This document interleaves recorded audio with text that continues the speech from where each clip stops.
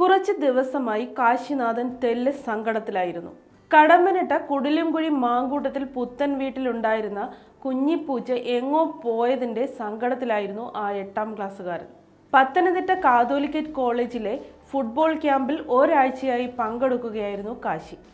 2 ദിവസമായി ഗ്രൗണ്ടിനകത്ത് 2 പൂച്ചക്കുഞ്ഞുങ്ങളെ അവൻ ശ്രദ്ധിക്കുന്നുണ്ടായിരുന്നു. ക്യാമ്പ് അവസാനിച്ച ശനിയാഴ്ച രാവിലെ അവയെ അങ്ങനെ ഉപേക്ഷിച്ചു പോകാൻ മനസ്സ് വന്നില്ല.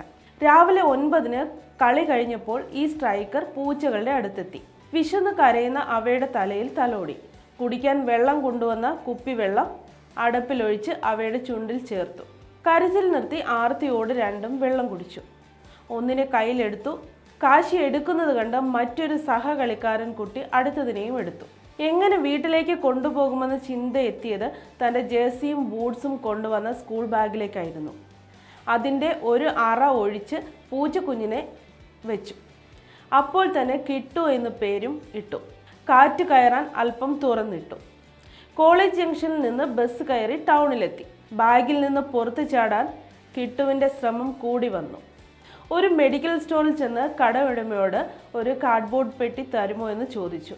കാശി കാര്യം പറഞ്ഞപ്പോൾ കടക്കാർ ഉടൻ പെട്ടിയെടുത്ത് കൊടുത്തു. ബാഗിൽ നിന്ന് കിട്ടുവിന് പെട്ടിയിലേക്ക് സ്ഥാനമാറ്റം. തോളിൽ ബാഗും കയ്യിൽ പെട്ടിയിലെ കിട്ടുവുമായി കടമ്പനിട്ട ബസ് നിർത്തുന്ന പ്രസ് ക്ലബിന് മുന്നിലേക്ക്. അവിടെ വന്ന് ബസ് കാത്തു നിന്നപ്പോൾ പെട്ടിയിൽ നിന്ന് പുറത്തു കടക്കാൻ കിട്ടുവിൻ്റെ ഭഗീരഥ പ്രയത്നം. പെട്ടിയിലുള്ള തുടർ യാത്ര അത്ര പന്തിയല്ലെന്ന് കാശിക്കൊരു തോന്നൽ. വീണ്ടും പുറത്തിറങ്ങി. കരയില്ലേടാ എന്ന് പറഞ്ഞ് 2 അടപ്പ് വെള്ളം കൂടി കൊടുത്തു. വീണ്ടും കിട്ടുവിന് സ്ഥാനം ബാഗിലേക്ക്.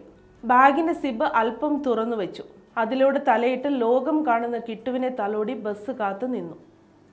വാത്സല്യം കിട്ടിയപ്പോൾ ശാന്തതയോടെ കിട്ടുവോ. കുഞ്ഞ് ആണാണോ പെണ്ണാണോ എന്ന് കാശിക്ക് അറിയില്ല.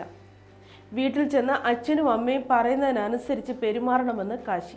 തൽക്കാലം കിട്ടുവുമായി ബസ്സിൽ കയറി പൂച്ചക്കുഞ്ഞ് കാശിക്കൊപ്പം കടമ്പനിട്ടയ്ക്ക് യാത്രയായി. കാശിയുടെ വീട്ടിൽ റോഡ് വീലർ നായ ഉണ്ടായിരുന്നു. അത് ചത്തുപോയി.